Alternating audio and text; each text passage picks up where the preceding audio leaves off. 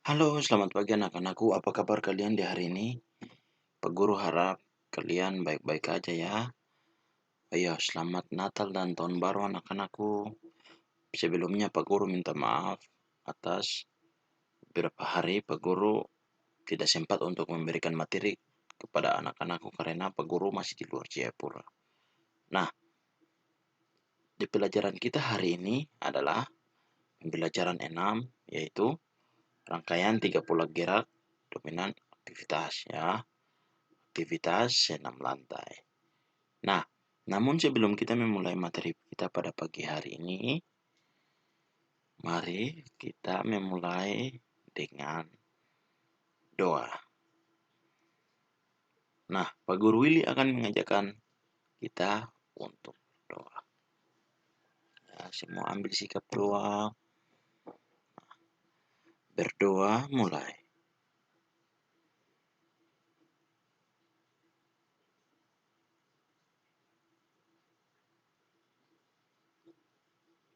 Berdoa selesai.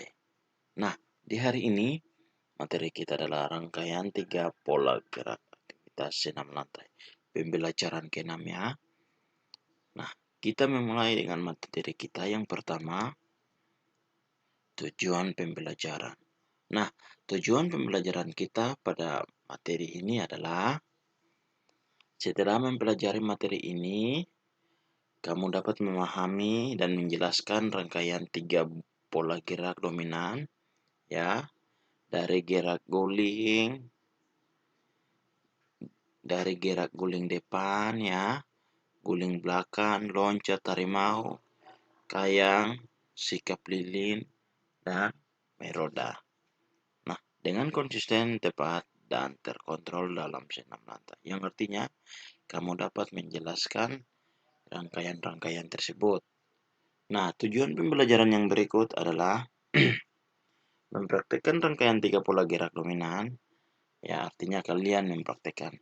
Yang pertama, dari gerak guling depan, guling belakang, loncat harimau, kayang, sikap lilin, dan meroda. Dengan konsisten, tepat, dan terkontrol secara senam lantai. Nah, ini adalah tujuan pembelajaran kita, ya. Nah, kita akan masuk ke materi, ya, materinya. Nah, yang berikut adalah pengertian dan manfaat belajar senam lantai. Nah, kamu pasti memahami pentingnya kesehatan bagi tubuh. Kamu pun pasti tahu bahwa tubuh yang kamu miliki sekarang adalah pemberian Tuhan. Karena tubuh perlu dipelihara agar tetap sehat, sekaligus sebagai salah satu bentuk rasa syukur atas anugerah Tuhan yang Maha Pengasih. Untuk meningkatkan kesehatan dan pertumbuhan, tubuhmu sebaiknya belajarlah senam lantai dengan benar, disiplin, agar badanmu kuat dan terampil. Ayo, mari kita pelajari dan pahami rangkaian 3 pola gerak dominan senam lantai. Nah, mari Pak Guru ajak kita untuk belajar tentang rangkaian pola gerak senam lantai. Nah, di kali ini kita akan membahas tentang pengertian dan manfaat belajar senam lantai. Nah, kita membahas tentang pengertian ya. Nah, di sini pengertian senam lantai. Nah, senam lantai disebut juga senam artistik ya. Senam lantai juga disebut dengan senam artistik. Senam lantai adalah senam yang terdiri atas gerakan-gerakan tertentu saja ya, yang dilakukan di atas matras ya, matras atau kasur tebal ya. Senam dilakukan di atas matras agar kamu dapat bergerak dengan nyaman dan aman. Nah, pada saat melakukan senam lantai di atas matras atau di atas kasur, nah, apa fungsi matras itu? Supaya pada saat kamu melakukan roll depan, kaki atau badan kamu tetap aman dan tidak cedera atau tidak sakit badanmu. Nah, tadi kita sudah melihat tentang pengertian senam lantai. Nah, hari ini kita lihat juga tentang manfaat senam lantai itu. Nah, manfaat dari senam lantai itu yang pertama, meningkatkan stamina dan kemampuan organ tubuh. Nah, senam lantai itu juga bisa meningkatkan organ tubuh kita. Ya, stamina kita. Nah, yang berikut adalah meningkatkan kekuatan, keseimbangan, dan keberanian. Ketika kamu kaku dalam melakukan senam, itu maka hal yang wajib kamu lakukan adalah berani untuk mengambil keputusan, melakukan roll di atas matras atau kasur yang sudah disediakan. Yang berikut adalah meningkatkan keterampilan gerak antisipasi. Nah, yang artinya adalah kamu melakukan gerak senam lantai roll depan itu juga sudah meningkatkan ya, keterampilan gerak antisipasi ya. Antisipasi itu ketika kamu jatuh ya kamu sudah mempunyai gaya ya, gaya yang dilakukan pada saat senam lantai itu sendiri ya. Yang berikut adalah meningkatkan sikap yang tepat terhadap nilai ketuhanan ya. Buka kurung bersyukur ya, kerjasama, disiplin, dan tanggung jawab yang nyata dalam kehidupan sehari-hari. Nah, dalam melakukan senam lantai itu ya, ada nilai-nilai kemasyarakatan yang timbul dalam diri kamu ya. Ketika guru memberikan tugas kepadamu untuk memberikan gaya atau role pada senam lantai ya, kamu sudah bisa bertanggung jawab. Kamu sudah bisa bertanggung jawab ya, kamu jujur, kerjasama dalam melakukan gerak senam lantai. Nah, itu yang termasuk dalam nilai-nilai moral yang ada dalam diri kamu. Nah, yang berikut adalah kita beralih ke yang B. B yaitu rangkaian 3 pola dominan senam lantai. Nah, 3 pola gerak senam lantai ya terdiri dari 1. Gerakan guling depan atau roll depan. Nah, ini adalah gerakan guling depan ya. Yang kedua adalah gerakan spills atau duduk ya di lantai lalu merentangkan tangan begini. Yang kedua adalah sikap kayang. Nah, sikap kayang seperti gambar. Nah, kita membahas satu persatu ya. Kita membahas satu persatu.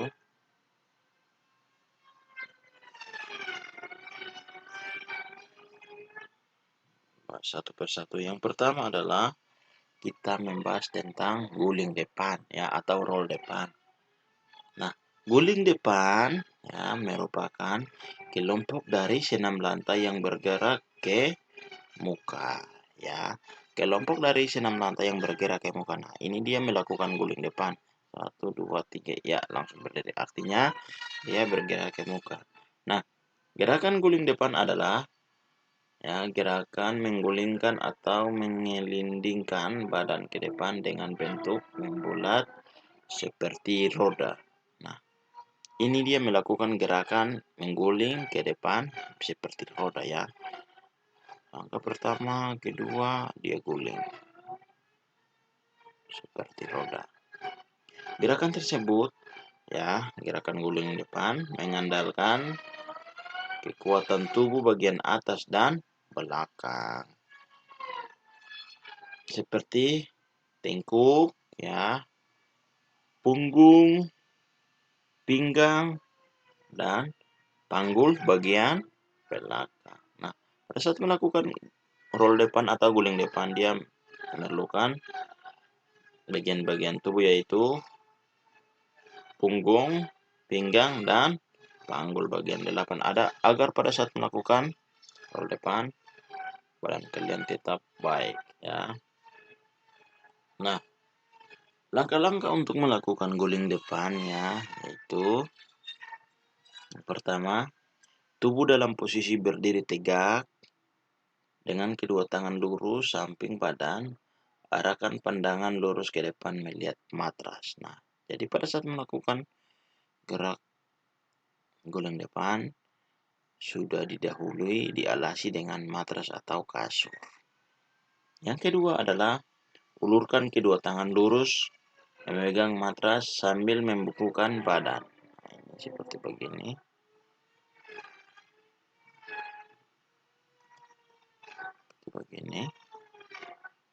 Yang berikut adalah posisi kepala masuk di antara dua tangan. Usahakan dagu menyentuh dada agar bagian tengkuk menyentuh matras dengan baik. Nah, ini. Seperti ini. Ketiga. Yang keempat adalah bahu disentuhkan ke matras dan mulai berguling. Yang kelima, setelah melakukan guling depan, posisi tubuh kembali berdiri tegak. Nah, seperti ini. Ya. Kita beralih ke yang berikut adalah gerakan spill.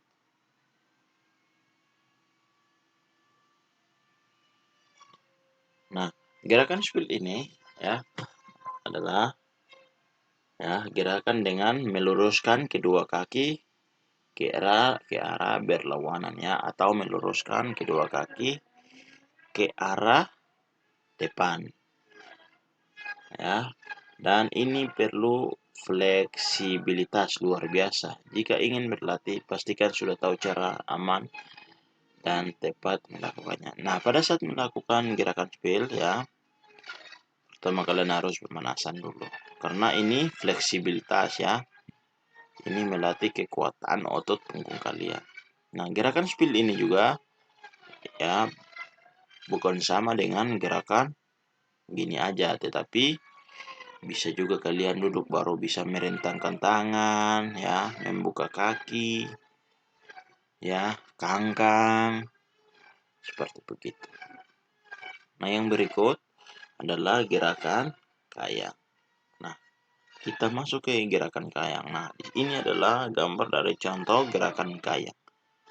Gerakan kayang adalah sikap membusur dengan posisi kaki dan tangan bertumpu pada matras dalam keadaan terbaik dengan merenggang dan mengangkat perut dan punggul. Nah, itu adalah pengertian dari gerakan kayang. Nah, manfaat dari gerakan kayang adalah untuk meningkatkan kelentukan bahu, bukan kelentukan pinggang.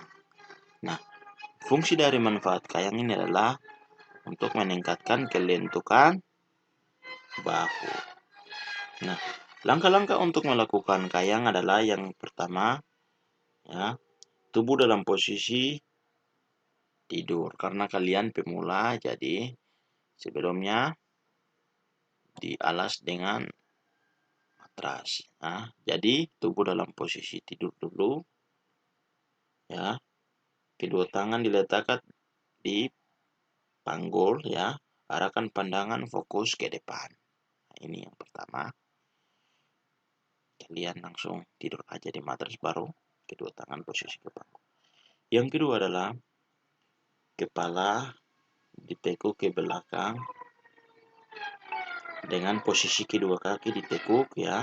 Tangan juga ditekuk namun posisinya melewati kepala. Nah, begini. Kepala ditekuk ke belakang ya.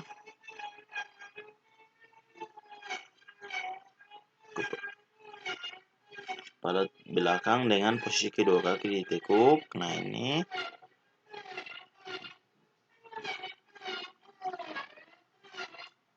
Ini kedua kaki ditekuk. Tangan juga ditekuk namun posisi melewati kepala. Nah, seperti ini. Yang ketiga adalah tangan ditekuk ke belakang hingga posisinya menyentuh matras. Nah, seperti ini. Yang ketiga, ditekuk ke belakang namun menyentuh posisi matras. Tangan dijadikan tumpuan. Nah, ini adalah tangan ini yang dijadikan tumpuan ya. Ini yang ada kursor ini. Tumpuan. Nah, saat melakukan kayang, posisi tubuh merenggang dan membentuk busur ya, seperti ini. Nah, ini adalah sikap dari kayang. Pertama, kalian harus baring dulu ya, tangan di belakang kepala. Kedua, tangan melewati kepala dan angkat pinggang kalian. Yang ketiga, mulailah untuk melakukan sikap kayang. Nah, sikap kayang itu seperti begini. Nah, jadi itu adalah masih rangkaian gerak pola 1. Guling depan, split, dan kayang. Nah, yang berikut adalah kita masuk ke rangkaian pola gerak 2. Oh iya, Pak Guru akan menunjukkan kalian salah satu video ya, yaitu rangkaian pola gerak 1, yaitu guling depan, split, dan kayang. Ini adalah video rangkaian gerak 1.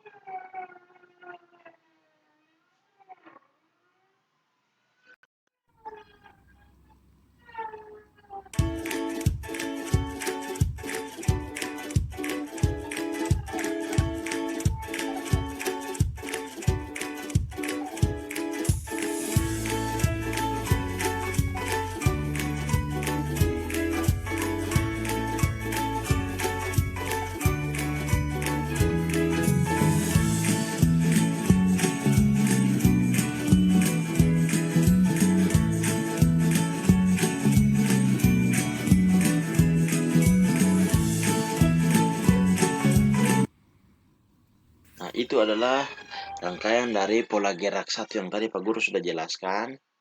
Rangkaian ya, roll depan, spill, dan rangkaian kayang. Nah, kita beralih ke yang berikut, yaitu bagian B, yaitu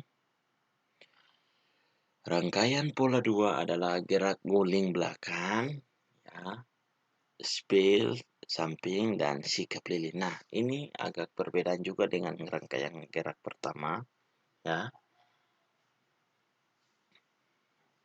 Nah, rangkaian pola gerak guling belakang, spill, dan sikap lilin. Nah, pertama-tama ya, kita membahas tentang guling belakang.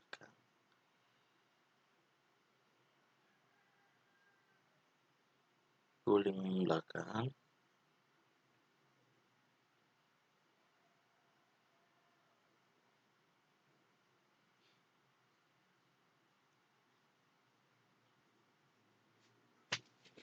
guling belakang.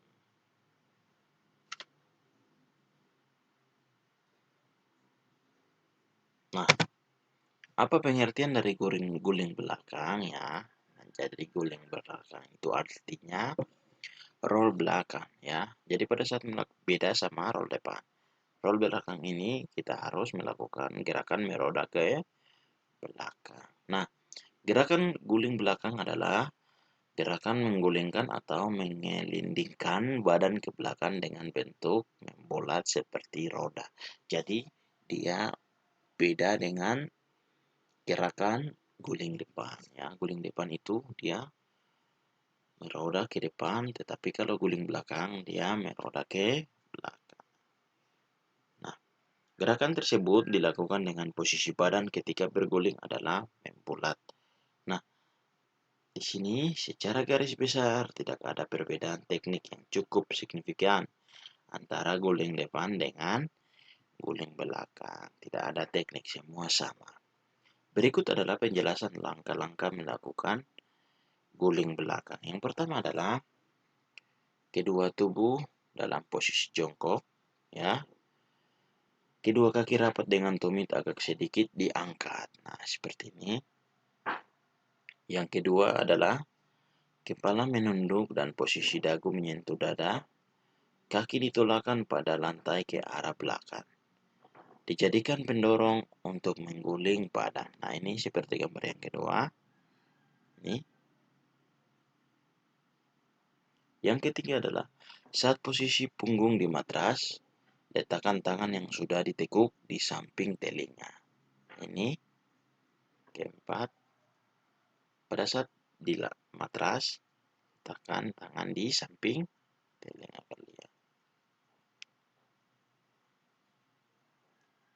Yang berikut adalah kaki diangkat dan dianjungkan melewati kepala. Pada saat yang bersamaan, tangan digunakan sebagai tumpuan dan tolakan. Ini adalah pada saat melakukan gerakan, ini adalah nomor 5 ini yang dijadikan sebagai tumpuan tolakan. Ya. Yang keenam adalah sesudah berguling, posisi tubuh kembali jongkok. Nah ini. Yang ketujuh. 6 dan 7 posisi tubuh kembali jongkok. Nah, itu adalah langkah-langkah untuk melakukan guling belakang. Yang berikut adalah gerakan split samping. Nah, split samping juga tidak ada perbedaan jauh di antara split depan. Nah, split samping juga ya salah satu gerakan yang menyerupai split depan. Jadi posisi kalian duduk terlentang ya, kaki ke depan ya. Kalian juga bisa mengarahkan tangan kalian dan kaki kalian ke arah samping kiri maupun samping kanan. Itu sudah termasuk dengan gerakan split samping. Ya. Yang berikut adalah gerakan kayang. Sikap lilin ya, sorry. Gerakan sikap lilin. Nah, ini sikap lilin seperti begini ya. Sikap lilin. Nah, gerakan sikap lilin ya merupakan sikap tidur terlentang, kemudian kedua kaki diangkat keras di atas bersama-sama. Pinggang ditopang kedua tangan dan pundak tetap menempel pada lantai. Jadi ini seperti begini. Pertama, baring di atas matras ya. Lalu tidur terlentang, kemudian kedua kaki diangkat atas bersama-sama. Nah, seperti ini. Tapi kalian harus dilakukan di atas matras agar tidak cedera. Yang berikut, gerakan ini dilakukan dengan posisi punggung dan kepala berada di atas permukaan lantai atau matras. Sedangkan kaki diangkat lurus ke atas dengan tangan sebagai penopangnya. Seperti ini. Dalam melakukan sikap lilin, kekuatan otot perut berfungsi untuk kedua tangan menopang pinggang. Nah, pada saat melakukan sikap lilin yang berfungsi adalah otot perut ya. Berfungsi adalah otot perut. Nah, ini adalah langkah-langkah untuk melakukan sikap lilin. Yang pertama adalah posisi tubuh tidur dengan kaki lurus dan tangan di samping badan. Nah, ini adalah posisi kalian tidur ya, dengan tangan lurus, tidur di atas matras. Ya. Yang kedua adalah posisi kaki harus lurus dan rapat agar bisa melakukan sikap lilin. Nah, yang pertama tadi posisi tubuh tidur lurus, yang kedua kaki kalian harus rapat ya, agar pada saat melakukan sikap lilin badan kalian jangan kaku. Yang ketiga adalah kaki dalam posisi lurus dan rapat diangkat ke atas. Nah, ini adalah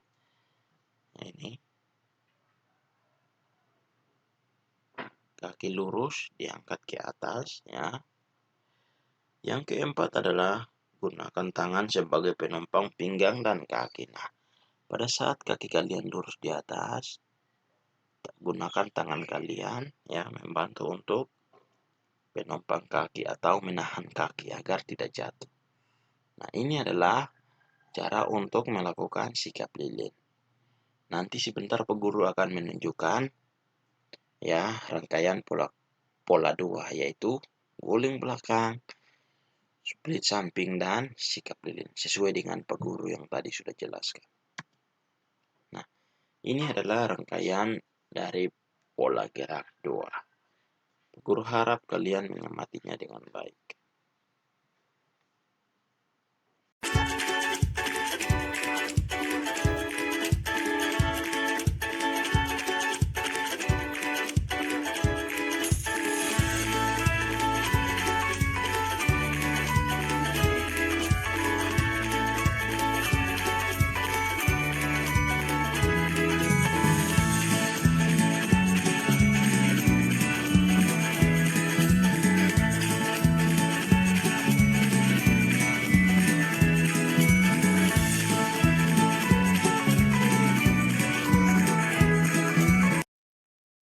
Nah, itu adalah contoh dari rangkaian pola gerak 2 yang terdiri dari roll belakang, ya, gerak belakang, split, dan sikap lilin. Nah, itu adalah contoh-contoh gerakan. Pak Guru harap kalian harus memahami, ya, oh, cara gerak belakang itu seperti gini, ya, cara sikap lilin itu seperti begini, cara melakukan roll depan itu seperti gini, cara melakukan spill itu seperti begini. Nah, itu adalah harapan Pak Guru untuk kalian mengetahui, paham tentang gerakan-gerakan tersebut.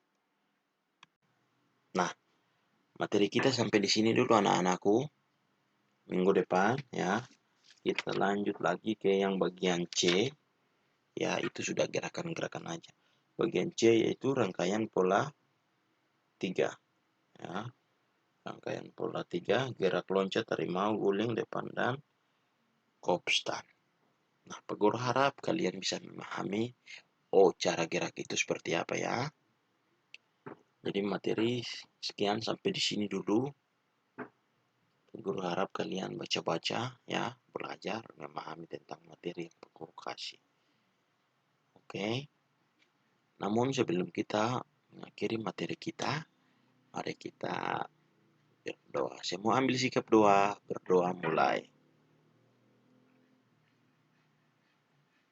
Berdoa selesai. Nah, sampai di sini dulu perjumpaan kita anak-anakku. Selamat pagi. Bye-bye.